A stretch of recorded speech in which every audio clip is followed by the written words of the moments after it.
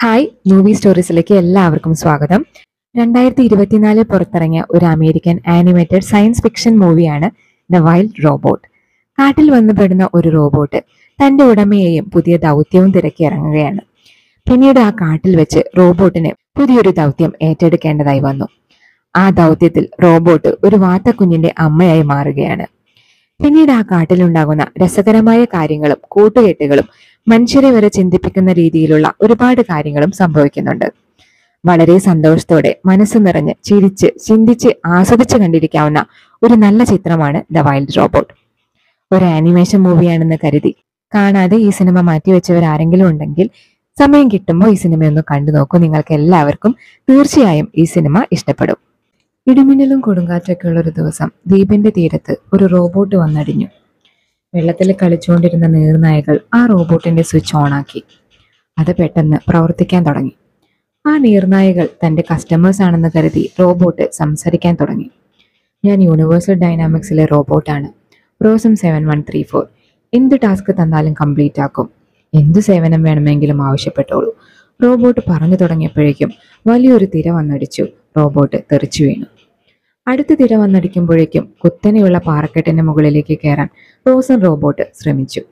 പാവം റോബോട്ടിന് കയറാൻ സാധിച്ചില്ല. അപ്പോഴാണ് ഒരു ഞണ്ട് ആ പാറ കയറുന്നത് റോബോട്ട് കണ്ടത്.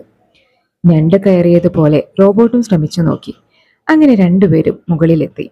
ആ ഞണ്ടാണോ തന്റെ കസ്റ്റമർ എന്നറിയാൻ ഞണ്ടിനോട് എന്തെങ്കിലും സഹായം വേണോ എന്ന് ചോദിക്കുമ്പോഴേക്കും ഞണ്ടിനെ ഒരു കിളി കൊത്തിക്കൊണ്ടുപോയി. ഭംഗിയുള്ള ഒരു വലിയ കാട്ടിലാണ് റോസൻ റോബോട്ട് എത്തിച്ചേർന്നത്. എന്ത് ടാസ്ക് വേണേലും ഞാൻ ചെയ്യാൻ റെഡിയാണ്. എന്തേലും ഡൗട്ട് ഉണ്ടെങ്കിൽ ചോദിക്കണേ, ഹെൽപ്പ് വേണമെങ്കിൽ ചോദിച്ചോളൂ. റോബോട്ട് കാട്ടിലൂടെ നടന്ന് എല്ലാവരോടും ചോദിച്ചു. എല്ലാവരും ചെയ്തുകൊണ്ടിരിക്കുന്ന ജോലികൾ ചെയ്ത് റോബോട്ട് അവരെ സഹായിക്കാൻ ശ്രമിച്ചു. എന്നാൽ റോബോട്ടിനെ കണ്ട് മൃഗങ്ങളെല്ലാവരും പേടിച്ച് ഓടി ഒളിച്ചു. തന്റെ ക്യാമറ കണ്ണിലൂടെ എല്ലാവരുടെയും ഫോട്ടോ എടുത്ത് യൂണിവേഴ്സൽ ഡൈനാമിക്സിന്റെ സ്റ്റിക്കറാക്കി എല്ലാ മൃഗങ്ങൾക്കും ഒട്ടിച്ചു കൊടുത്തു. ആമയ്ക്കും മുയലിനും മുള്ളംപന്നിക്കും വരെ യൂണിവേഴ്സൽ ഡൈനാമിക്സിന്റെ സ്റ്റിക്കർ റോബോട്ട് ഒട്ടിച്ചു കൊടുത്തു. കാട്ടിലെ മൃഗങ്ങൾ സംസാരിക്കുന്ന ഭാഷ റോബോട്ടിന് മനസ്സിലായില്ല. അങ്ങനെ റോബോട്ട് അവരുടെ ഭാഷ മനസ്സിലാക്കാൻ തീരുമാനിച്ചു. ലേണിംഗ് മോഡ് ആക്റ്റീവ് ആക്കി എല്ലാവരുടെയും സംസാരവും ഭാഷയും റോബോട്ട് മനസ്സിലാക്കി. റോബോട്ട് ഒരു മോൺസ്റ്റർ ആണെന്നാണ് എല്ലാവരും കരുതിയത്. ഞാൻ ആരെയും കൊല്ലാനല്ല, സഹായിക്കാനാണ് വന്നത്. റോബോട്ട് പറഞ്ഞു തീർക്കുമ്പോഴേക്കും വലിയൊരു മൂസ് വന്ന് റോബോട്ടിനെ ഇടിച്ചിട്ടു. തെറിച്ചു വീണ റോബോട്ട് വീണ്ടും എണീക്കുന്നത് കണ്ട് എല്ലാവരും അതിനെ മോൺസ്റ്റർ എന്ന് വിളിച്ച് ഭയന്ന് ഓടി ഒളിച്ചു. കാട്ടിൽ ചെയ്തു തീർക്കാൻ തനിക്ക് ടാസ്ക് ഒന്നുമില്ലാത്തതിനാൽ ഫാക്ടറിയിലേക്ക് തിരിച്ചു പോകാൻ റോസൻ റോബോട്ട് തീരുമാനിച്ചു. റിട്ടേൺ ട്രാൻസ്മിറ്റർ ഓണാക്കി തിരിച്ചു പോകാൻ നിന്നപ്പോൾ ഇടിമിന്നലടിച്ച് റോബോട്ട് തെറിച്ചു വീണു. സിസ്റ്റം ഒന്ന് ഓണായി വന്നപ്പോഴേക്കും റോബോട്ടിന്റെ ഓരോ പാർട്സും കുറെ കുറുമ്പൻ റാക്കൂൺസ് വലിച്ചു പറിച്ചെടുത്തിരുന്നു. അതൊക്കെ തിരിച്ചെടുത്ത് ട്രാൻസ്മിറ്റർ ഓണാക്കി തിരിച്ചു പോകാൻ ചെന്നപ്പോൾ ട്രാൻസ്മിറ്ററും പറിച്ചെടുത്ത് ഒരു റാക്കൂൺ ഓടി. ആ റാക്കൂൺ ഒരു വലിയ കരടിയുടെ കൂട്ടിലാണ് ആ ട്രാൻസ്മിറ്റർ കൊണ്ടുവച്ചത്. അവിടെ നിന്നും ട്രാൻസ്മിറ്റർ എടുത്തുകൊണ്ട് റോബോട്ട് ഓടി.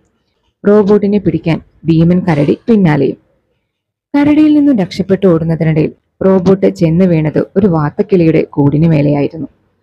പാവം അമ്മ വാത്തക്കിളി ചത്തുപോയി. ആ കൂട്ടിൽ വിരിയാത്തൊരു മുട്ട ഉണ്ടായിരുന്നു. റോബോട്ട് ആ മുട്ട സ്കാൻ ചെയ്ത് നോക്കിയപ്പോൾ ആ മുട്ടയ്ക്കുള്ളിൽ ഒരു വാത്തക്കുഞ്ഞിനെ കണ്ടു. ആ മുട്ട സംരക്ഷിക്കണോ എന്ന് ആലോചിച്ച് നിൽക്കാൻ സമയം പോലും തരാതെ ഒരു കുറുക്കൻ വന്ന് ആ മുട്ട അടിച്ചുകൊണ്ടുപോയി. അങ്ങനെ കുറുക്കന്റെ പിന്നാലെ ഓടി അവന്റെ കയ്യിൽ നിന്ന് മുട്ടയും മേടിച്ചുകൊണ്ട് പോകാൻ നേരം കുറുക്കൻ നേരെ ചെന്ന് വീണത് ഒരു മുള്ളംപന്നിയുടെ മേലെയായിരുന്നു.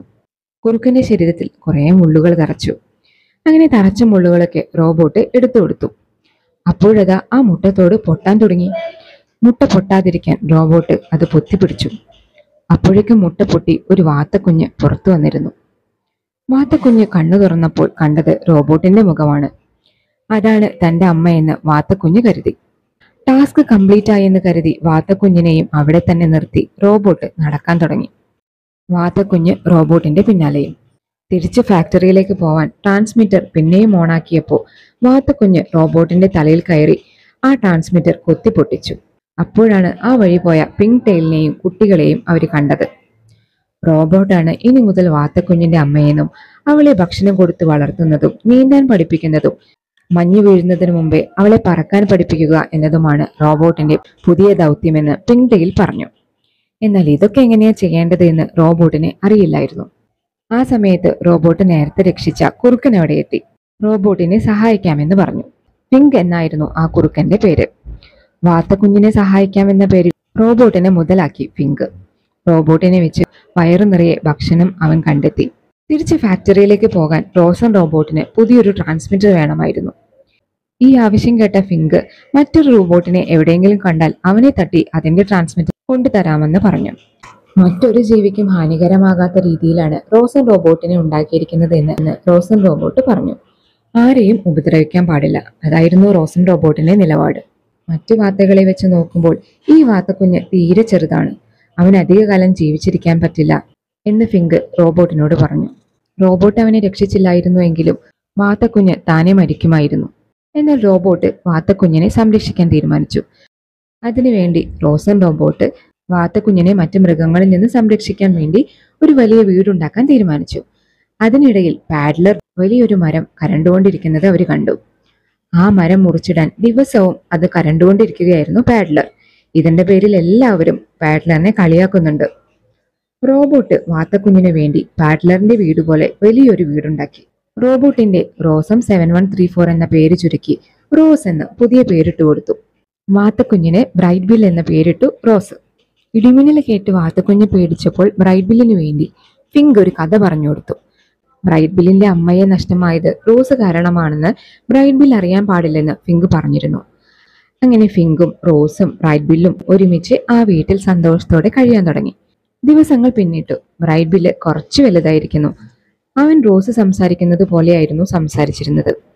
ആരും ബ്രൈറ്റ് ബില്ലിനെ കൂടെ കൂട്ടിയില്ല.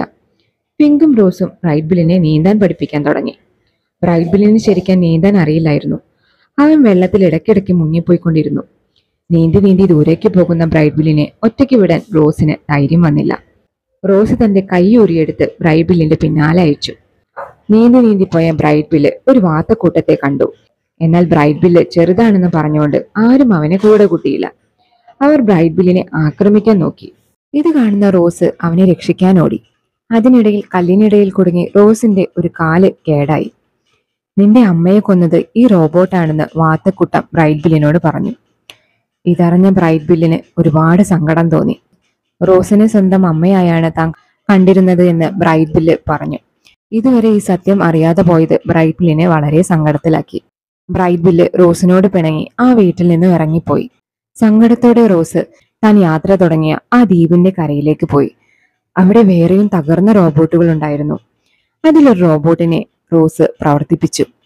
തനിക്ക് ഇതുവരെ ഫീൽ ചെയ്യാത്ത പുതിയ കാര്യങ്ങൾ അനുഭവപ്പെടുന്നു എന്ന് റോസ് ആ റോബോട്ടിനോട് പറഞ്ഞു. എന്നാൽ റോസിനെ പരിശോധിക്കുന്ന ആ റോബോട്ട് നിന്റെ സിസ്റ്റം കേടായെന്നും നീ ഫാക്ടറിയിലേക്ക് മടങ്ങണമെന്നും പറഞ്ഞ് ആ റോബോട്ടിന്റെ ട്രാൻസ്മിറ്റർ ഊരി റോസിനെ ഏൽപ്പിച്ചു. മറ്റൊരു ദൗത്യവും ഇല്ലാത്തതിനാൽ തിരിച്ചു ഫാക്ടറിയിലേക്ക് പോവാൻ റോസ് തീരുമാനിച്ചു. അങ്ങനെ ഒറ്റയ്ക്കിരുന്ന റോസിന്റെ അടുത്തേക്ക് പിങ്ക് വന്നു. എന്നാൽ മഞ്ഞു വീഴുന്നതിന് മുന്നേ ബ്രൈറ്റ് ബില്ലിനെ പറക്കാൻ പഠിപ്പിക്കണമെന്ന് പിങ്ക് പറഞ്ഞതോർത്തപ്പോൾ റോസ് തിരിച്ച് ബ്രൈറ്റ് ബില്ലിനെ അന്വേഷിച്ച് തിരിച്ചു നടന്നു. ബ്രൈറ്റ് ബില്ലിനെ പഠിപ്പിക്കാൻ റോസ് ഒരുപാട് കഷ്ടപ്പെട്ടു. കേടായ കാലം വെച്ച് റോസ് ബ്രൈറ്റ് ബില്ലിനെയും കൊണ്ട് ഓടി. ആ ഓട്ടത്തിനിടയിലും റോസ് പലതവണ വീഴുന്നുണ്ടായിരുന്നു. അതൊന്നും കണക്കിലെടുക്കാതെ തന്റെ ബ്രൈറ്റ് ബില്ലിനെ നന്നായി പറക്കാൻ പഠിപ്പിക്കാൻ റോസ് തീരുമാനിച്ചു. റോസിന്റെ അവസ്ഥ മനസ്സിലാക്കിയ പാഡ്ലർ റോസിന് ഒരു മരക്കാലുണ്ടാക്കി കൊടുത്തു. ചെറിയ ചിറകുകളായതിനാൽ ബ്രൈറ്റ് ബില്ലിന് പറക്കാൻ വളരെ ബുദ്ധിമുട്ടായിരുന്നു. ഫിഗിന്റെ സഹായത്തോടെ അവനെ പഠിപ്പിക്കാൻ തണ്ടർ ബോൾട്ടിനെ ഏർപ്പാടാക്കി. അങ്ങനെ തണ്ടർ ബോൾട്ടിന്റെ ശിക്ഷണത്തിലൂടെ ബ്രൈറ്റ് ബില്ല് പറക്കാൻ പഠിച്ചു. സ്പീഡിൽ പറന്നും താഴ്ന്നിറങ്ങിയും ഭാരമെടുത്ത് പറന്നുകൊണ്ടും ബ്രൈറ്റ് ബില്ല് മിടുക്കനായി. അങ്ങനെ പറക്കാൻ പഠിച്ച ബ്രൈറ്റ് ബില്ലിനെയും കൂട്ടി ദേശാടനത്തിന് തയ്യാറായി വാത്തക്കൂട്ടം. ബ്രൈറ്റ് ബില്ലിന് ദേശാടനത്തിന് പോകാനുള്ള സമയമായി. താൻ തിരിച്ചു വരുന്നത് വരെ ഇവിടെ തന്നെ ഉണ്ടാകുമോ എന്ന് ബ്രൈറ്റ് ബില്ല് റോസിനോട് ചോദിച്ചു. ഇല്ല എന്ന് റോസ് മറുപടി പറഞ്ഞു. തന്നെ പറക്കാനൊന്ന് ബൂസ്റ്റ് ചെയ്യാമോ എന്ന് ബ്രൈറ്റ് ബില്ല് റോസിനോട് ചോദിച്ചു. അങ്ങനെ റോസ് മറ്റു വാത്തക്കിളികളുടെ കൂടെ ബ്രൈറ്റ് ബില്ലിനെ പറക്കാൻ വിട്ടു.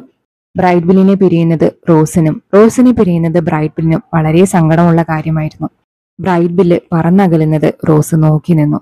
റോസിനെ പിരിയാൻ ഫിങ്കിന് വളരെ വിഷമമായിരുന്നു. ആരെയെങ്കിലും സ്നേഹിക്കുന്നുണ്ടെങ്കിൽ അതെങ്ങനെയാണ് തിരിച്ചറിയാൻ പറ്റുക എന്ന് റോസ് ഫിങ്കിനോട് ചോദിച്ചു. ആരെയെങ്കിലും സ്നേഹിക്കുന്നുണ്ടെങ്കിൽ അവരോട് പറയണമെന്ന് ഫിങ്ക് മറുപടി പറഞ്ഞു. മഞ്ഞ് വീഴാൻ തുടങ്ങി. എല്ലാവരും മാളത്തിൽ ഒളിച്ചു. റോസ് ട്രാൻസ്മിറ്റർ ഓണാക്കി തിരിച്ചു പോവാൻ തീരുമാനിച്ചു. ആ സിഗ്നൽ യൂണിവേഴ്സൽ ഡൈനാമിക്സിൽ എത്തി. ദേശാടനത്തിനിടെ ഇടിമിന്നൽ കാരണം ബ്രൈറ്റ് ബില്ലും വാത്തക്കൂട്ടവും ഒരു തോട്ടത്തിലേക്ക് പറന്നിറങ്ങി. അവിടെ ബ്രൈറ്റ് ബിൽ റോസിനെ പോലെയുള്ള കുറേ റോബോട്ടുകളെ കണ്ടു. എന്നാൽ ആ റോബോട്ടുകൾ റോസിനെ പോലെയല്ലായിരുന്നു. അവ വാത്തക്കൂട്ടത്തെ ആക്രമിക്കാൻ തുടങ്ങി. ആ തോട്ടത്തിൽ നിന്നും രക്ഷപ്പെടാൻ ബ്രൈറ്റ് ബില്ല് വാത്തക്കൂട്ടത്തെ മുന്നിൽ നിന്ന് നയിച്ചു. എല്ലാ വാത്തകളും ബ്രൈറ്റ് ബില്ലിന് പിന്നാലെ പറന്നു. എന്നാൽ തിരിച്ചു പോകാൻ മനസ്സ് സമ്മതിക്കാതെ ട്രാൻസ്മിറ്റർ ഓഫാക്കി തിരികെ വീട്ടിലേക്ക് പോന്നിരുന്നു റോസ്. റോസിനെ കാണുന്ന പിങ്കിന് ഒരുപാട് സന്തോഷമായി. തണുപ്പ് അതിശക്തമായിരുന്നു. എല്ലാവരും അപകടത്തിലാണെന്ന് റോസിന് മനസ്സിലായി.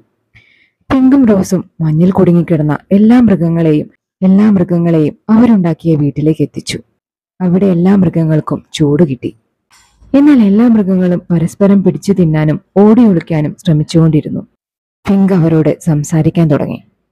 അടുത്തൊരു വസന്തം കാണാൻ നമുക്ക് അവസരം നൽകിയത് റോസ് ആണെന്ന് പിങ്ക് എല്ലാവരോടും പറഞ്ഞു. തണുപ്പിനെ അതിജീവിക്കാൻ എല്ലാവരും ഒരുമയോടെ കഴിയണമെന്ന് റോസ് അവരോട് ആവശ്യപ്പെട്ടു. എല്ലാവർക്കും കാര്യം മനസ്സിലായി. അപ്പോഴേക്കും റോസിന് തീരെ വയ്യാതായിരുന്നു. അങ്ങനെ എല്ലാ മൃഗങ്ങളും ഒത്തൊരുമയോടെ ആ വീട്ടിൽ കഴിഞ്ഞു. ആ മഞ്ഞുകാലം ആ വീട്ടിൽ കഴിച്ചുകൂട്ടി. മാസങ്ങൾ പിന്നിട്ടു. മറ്റൊരു വസന്തകാലം വന്നെത്തി. റോസിന്റെ ശരീരമാകെ പുൽച്ചെടികൾ മുളച്ചിരുന്നു. ദേശാടന യാത്ര കഴിഞ്ഞ് മടങ്ങിയെത്തിയ ബ്രൈറ്റ് ബില്ലിനെ കാണാൻ റോസ് ഓടി. ആ തോട്ടത്തിൽ നിന്ന് രക്ഷപ്പെടാൻ വാത്തക്കൂട്ടത്തെ സഹായിച്ചത് ബ്രൈറ്റ് ബിൽ ആയിരുന്നല്ലോ. എല്ലാ വാത്തകളും ബ്രൈറ്റ് ബില്ലിനെ പുകഴ്ത്തുന്നത് റോസ് കണ്ടു. സന്തോഷത്തോടെ റോസ് തിരിച്ചു നടന്നു. റോസിനെ കാണാൻ ബ്രൈറ്റ് ബില്ലും ഓടി വന്നു. എന്നാൽ അതിനു മുന്നേ റോസിന്റെ ട്രാൻസ്മിറ്ററിൽ നിന്നും സിഗ്നൽ കിട്ടിയ യൂണിവേഴ്സൽ ഡൈനാമിക്സിന്റെ മറ്റു പുതിയ റോബോട്ടുകൾ റോസിന് മുമ്പിലേക്ക് എത്തിയിരുന്നു. വോൺട്ര ആയിരുന്നു അവരുടെ നേതാവ്. വോൺട്ര റോസിനെയും കൊണ്ട് പോകാനൊരുങ്ങി. എന്നാൽ ബ്രൈറ്റ് ബില്ല് തന്നോട് സംസാരിക്കാൻ കാത്തിരിക്കുവാണെന്ന് പിങ്ക് പറഞ്ഞത് കേട്ട് റോസ് വോൺട്രയോടൊപ്പം പോകാതെ തിരിച്ച് കാട്ടിലേക്ക് ഓടി. റോസ് രക്ഷപ്പെടുകയാണെന്ന് മനസ്സിലാക്കിയ വോൺട്ര അവരെ ആക്രമിക്കാൻ മറ്റു റോബോട്ടുകളെ പിന്നാലെ അയച്ചു. ആ റോബോട്ടുകൾ കാട്ടിലുള്ള മൃഗങ്ങളെ ആക്രമിക്കാൻ തുടങ്ങി. കാട്ടിലെ എല്ലാ മൃഗങ്ങളും തിരിച്ച് ഒരുമയോടെ അവർക്കെതിരെ ആക്രമിക്കാൻ തുടങ്ങി. എല്ലാവരും റോസിനോടൊപ്പം ഒരുമിച്ച് നിന്നു. എന്നാൽ ഒടുവിൽ റോസിനെ അവര് പിടികൂടി. റോബോട്ടുകളുടെ ആക്രമണത്തിൽ കാട് മുഴുവൻ കത്തിപ്പിടിച്ചു. ആ കാട്ടിൽ നിന്നും റോസ് കളക്ട് ചെയ്ത വിവരങ്ങൾ ശേഖരിക്കുക എന്നതായിരുന്നു വോൺട്രയുടെ ലക്ഷ്യം. തന്നിലെ എല്ലാ ഓർമ്മകളെയും തിരിച്ചെടുക്കാൻ വോൺട്ര ശ്രമിക്കുന്നത് കണ്ട് ഒരു ഓർമ്മയെങ്കിലും അവശേഷിപ്പിക്കണമെന്ന് റോസ് അവരോട് അപേക്ഷിച്ചു. എന്നാൽ അത് സാധ്യമല്ല എന്നായിരുന്നു വോൺട്രയുടെ മറുപടി. റോസിനെ കൊണ്ടുപോകുന്നത് കാണുന്ന ബ്രൈറ്റ് ബില്ലും വാത്തക്കൂട്ടവും റോസിനെ രക്ഷിക്കുവാൻ അവരുടെ പിന്നാലെ പറന്നു. അങ്ങനെ ഒടുവിൽ ബ്രൈറ്റ് ബില്ല് റോസിനടുത്തെത്തി. അനങ്ങാതെ കിടക്കുന്ന റോസിനെ കണ്ട് ബ്രൈറ്റ് ബില്ല് ഒരുപാട് സങ്കടപ്പെട്ടു. റോസിനോട് ചേർന്ന് ബ്രൈറ്റ് ബില്ല് കിടന്നു. റോസിനെ എനിക്ക് ഒരുപാട് ഇഷ്ടമാണെന്ന് ബ്രൈറ്റ് ബില്ല് റോസിന്റെ ചെവിയിൽ പറഞ്ഞു. റോസിലുണ്ടായിരുന്ന എല്ലാ ഓർമ്മകളും വോൺട്ര മാച്ചു കളഞ്ഞിട്ടും തന്റെ അരികിൽ വന്ന ബ്രൈറ്റ് ബില്ലിന്റെ ശബ്ദം റോസ് തിരിച്ചറിഞ്ഞു. എനിക്കും നിന്നെ ഒരുപാട് ഇഷ്ടമാണ് ബ്രൈറ്റ് ബിൽ, റോസ് ബ്രൈറ്റ് ബില്ലിനോട് പറഞ്ഞു. ഓർമ്മകൾ നിലനിർത്താൻ തനിക്കിനി മറ്റൊരു സഹായത്തിന്റെയും ആവശ്യമില്ലെന്ന് റോസിന് മനസ്സിലായി. കത്തിക്കൊണ്ടിരിക്കുന്ന കാടിനെ രക്ഷിക്കാൻ മൃഗങ്ങളെല്ലാവരും ഒരു വഴി കണ്ടുപിടിച്ചു. എങ്ങനെയെങ്കിലും ആ മരം മുറിച്ചിടണം. അതിനെല്ലാവരും ചേർന്ന് പാഡ്ലറിനെ സഹായിച്ചു. മരം വെള്ളത്തിന് കുറുകെ വീണു. വെള്ളം മുഴുവൻ കാട്ടിലേക്ക് ഒഴുകി. അങ്ങനെ കാട്ടിലെ തീ അണഞ്ഞു. ബ്രൈറ്റ് ബില്ലും റോസും രക്ഷപ്പെട്ട് തിരിച്ച് കാട്ടിലേക്കെത്തി. തന്നെ തിരിഞ്ഞ് ഇനിയും റോബോട്ടുകൾ വരും. അത് കാട്ടിലുള്ളവർക്ക് ആപത്താണെന്ന് മനസ്സിലാക്കിയ റോസ് തിരിച്ചു പോകാൻ തീരുമാനിച്ചു. ഇത് കേൾക്കുന്ന മറ്റു മൃഗങ്ങളെല്ലാവരും സങ്കടത്തിലായി. നീ പോയാൽ എനിക്ക് നല്ലൊരു സുഹൃത്തില്ല. എന്തെങ്കിലും വിഷമങ്ങൾ വന്നാൽ ഞാൻ ആരോടാണ് പറയുക? പിങ്ക് സങ്കടത്തോടെ റോസിനോട് ചോദിച്ചു. ഞങ്ങളോട് പറയാമല്ലോ എന്ന് കാട്ടിലെ ഓരോ മൃഗങ്ങളും പിങ്കിനോട് പറഞ്ഞു. പിങ്കിന് സന്തോഷമായി. അങ്ങനെ റോസ് തിരിച്ച് ഫാക്ടറിയിലേക്ക് പോവുകയാണ്. ദിവസങ്ങൾ കടന്നുപോയി. മറ്റൊരു മഞ്ഞുകാലം വന്നെത്തി. എല്ലാവരും വീണ്ടും ആ വീട്ടിൽ ഒത്തുചേർന്നു. പിങ്ക് അവിടെയുള്ള കുട്ടികൾക്ക് റോസിന്റെ കഥ പറഞ്ഞു കൊടുത്തു. ഈ സമയം റോസ് യൂണിവേഴ്സൽ ഡൈനാമിക്സിൽ പുതിയ ജോലികൾ ചെയ്യുകയായിരുന്നു. വാത്തക്കൂട്ടത്തിന്റെ ദേശാടന യാത്ര കാണുന്ന റോസ് ആ കൂട്ടത്തിൽ ബ്രൈറ്റ് ബില്ലിനെ തിരഞ്ഞു. ബ്രൈറ്റ് ബില്ല് റോസിനെ കാണാൻ അവിടെ എത്തിയിരുന്നു. സന്തോഷത്തോടെ തമ്മിൽ കാണുന്ന ബ്രൈറ്റ് ബില്ലിനെയും റോസിനെയും കാണിച്ചുകൊണ്ടാണ് ഈ സിനിമ അവസാനിക്കുന്നത്. മറ്റൊരു സിനിമയുടെ കഥയുമായി അടുത്തൊരു വീഡിയോയിൽ വീണ്ടും കാണാം.